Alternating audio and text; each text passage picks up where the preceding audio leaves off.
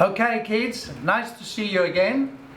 This week we're going to do a slightly more sophisticated version of something called Panna Cotta, which is a dessert. It was very popular it's been popular for decades, probably a little bit of old-fashioned, but it's a good one to learn when you are beginning to cook. And we're going to use the dessert with, it's a good one to learn. You are, all beginners in a sense. And it's orange season now here in Mildura. So we are going to serve this style of panna cotta with some caramelized oranges. And assisting us today is Amelia, who works in this establishment, and she's an example to all of you. She has undertaken a career in hospitality here at our local TAFE. So if some of you ever think of becoming chefs, well, you've got all the opportunities you want here in Mildura, and there's a very good school at TAFE. Amelia has also done some schooling in Melbourne. You did it at William English, yes? Yeah, you were there for about a year. Yeah. So there's a lot of fun to be had in the kitchen. Yes, it is hard work, but it gives you a lot of satisfaction. So take it away. What are we doing first? Okay, so first we're going to get 5 egg yolks into a bowl. Yeah, this is for about 10 desserts, about this size. These things are called Dario molds. They've been sprayed with a little bit of olive oil. Yeah. So next we've got 60 grams of sugar and 500 mils of milk. All in a bowl. All and I together. guess you want a whisk. Yep. So now we're going to take it over to a pot of steaming water. Turn it up. And we're just going to whisk this till it's thick and pale. So how long does this take, Amelia? Could take about 10 to 15 minutes. Just make sure you keep stirring so you don't cook the egg, otherwise it will taste like scrambled eggs. Yeah. And the flame, you don't want it too vigorous? I don't have it too hot, so it's just kind of under simmering the water. Yeah. You want that gentle steam to warm up the custard. Yeah. Okay? Stir, stir, stir until it sets. That's a good thing to learn. You might scramble a few eggs in doing it just a few times, but it's a good thing to learn because it's the basis of so many things. You do ice cream and, this custard is in many variations. It's one of the most useful things in the kitchen when it comes to desserts. You're happy? Yep, so this is about done. It's really foamy, it's nice and pale. So turn off the heat and we'll take the bowl over here.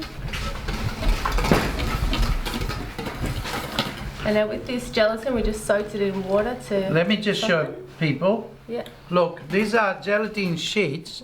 Here is, it's quite strong. It's titanium strength.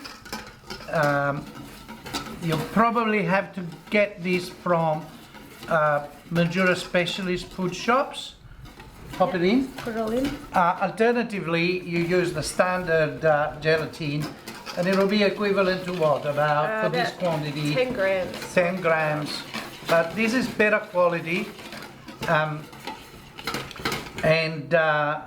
Just make sure you soak it so it goes a little bit soft, and in the heat it will dissolve.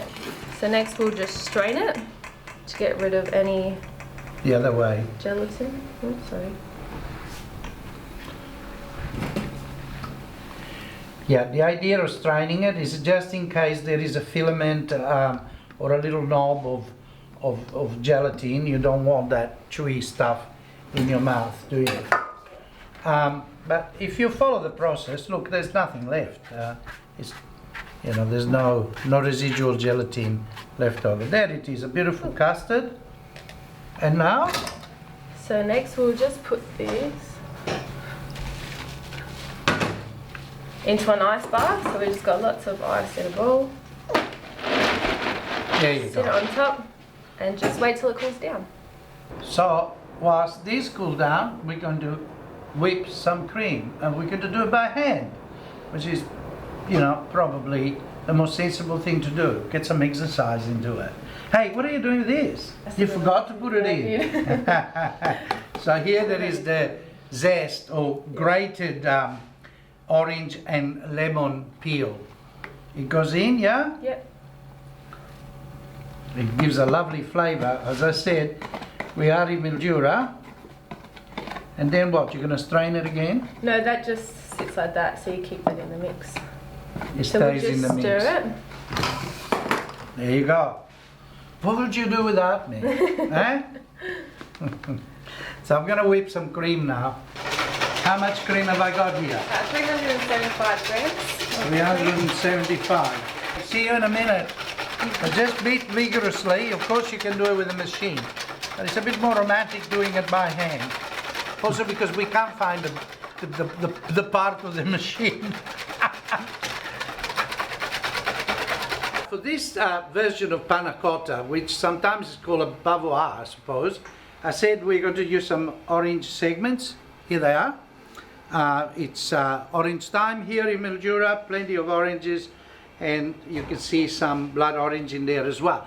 And to caramelize it, it's quite simple. You just put sugar with a bit of water in a pan. I probably have half a cup of sugar there. You know, you can make as much as you like. There's a small quantity of oranges. And when it's hot and brown, I'm going to pour it into the orange segments, right? Now, when you're making a caramel, you have to be careful that it doesn't form some sort of crystals around the edge and it sort of goes all funny. But look, don't be too fast. You're not doing anything sophisticated. Even if this crystallizes somewhat and it's not really perfect, once it goes into contact with the oranges, the acidity of the orange will break down anything. You still get that wonderful flavor of the brown sugar, the sugar that has been caramelized with the citrus flavor. So working with sugar is really quite a complex thing. The people who specialize, you know, they study that because there are very different temperatures at which sugar does certain things. But here it's a really primitive, simple thing we're doing. So don't worry too much. Just be careful, don't go away, because the moment it turns, it quickly burns. So stay near it and watch it. Whilst the sugar is caramelizing, Amelia can finish the dessert. So go for it. Okay, so the egg mixture has cooled down to room temperature. So what we're going to do is add all the whipped cream into the bowl. I guess the really tricky bit, guys, is making the custard. Make sure you don't scramble it, but it's not rocket science. And that this dessert will be so creamy and so gentle, and with the oranges, it's going to be a delight. It's simple food, and you can impress your parents and friends. Simple food. Something that you can do in the kitchen without being too intimidated, you know. We can see on MasterChef these really complicated desserts. That's a competition, and life doesn't need to be a competition. You can just enjoy yourself and learn the basics. Isn't it wonderful? Look at that. So just keep folding till it's all smooth. As you can see, it's beginning to brown around the edge. And from here on, it's a very quick change of tempo. It starts to smoke, and be careful, obviously, don't burn yourself. And turn down the flame and just watch it. You don't want it overly brown, you just want a lovely golden, look at that, look how it's forming, the lovely golden color. It's a great combination, the taste of caramel with citrus. It's a wonderful, simple little thing, and delightful and very refreshing when you have this dessert. You see it?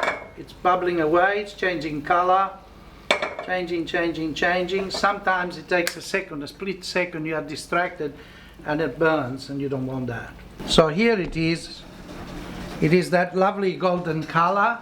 Now in these oranges you can put some star anise or cinnamon sticks, something like that, to give it some extra interesting flavors.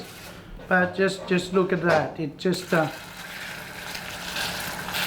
I just love the aroma that's released when the sugar gets into contact with the orange segments. It's absolutely delicious. Now sometimes, again, the sugar might, it might harden and go into some sort of toffee, but you leave it alone, and an hour or so later, the acidity of the citrus will just break it down into a lovely liquid. So see, at the moment it's all stiffened up. Don't worry, that'll come back together and will liquefy by itself. So now we'll just pour it into the molds. And this will simply go into the fridge. Yeah. And it will set. So you got egg and gelatin there, and then the cream will set. And this is nice because it's very silky. So you're making the custard, to add to the cream. It's not just cooked cream. It's very silky, and the addition of that grated citrus peel is just a delightful touch. So those quantities we've given you made exactly 11. There's probably almost room for 12, but let's be happy with 11. It's a lovely number, 1-1. Yeah. Okay, well done. So now we'll set it. We probably have one already made, This is the one we made before, and we'll plate it up in a second. So this is one we made before. Sometimes you go to restaurants and serve a panna cotta, and it is so hard. You can throw it against the wall, it bounces back at you. That's usually too much gelatin and none of the silkiness that the process we've used today introduces to the dessert, which makes it really lovely and light. And here are some, and as I said, it's not rocket science. Get some orange segments which have got this lovely taste of the caramelized sugar, so it takes away the acidity and makes the whole thing a bit more gentle, because the whole purpose of this is to have nice gentle flavors. And a little bit of juice, and then you can put some decoration of some orange zest or some mint, something if you like. I don't care for all of that. I like things as they are. I'm very rustic, but the flavor here is, don't worry about how it looks. It tastes fantastic. Okay? See you soon. And thank you to you. That's okay.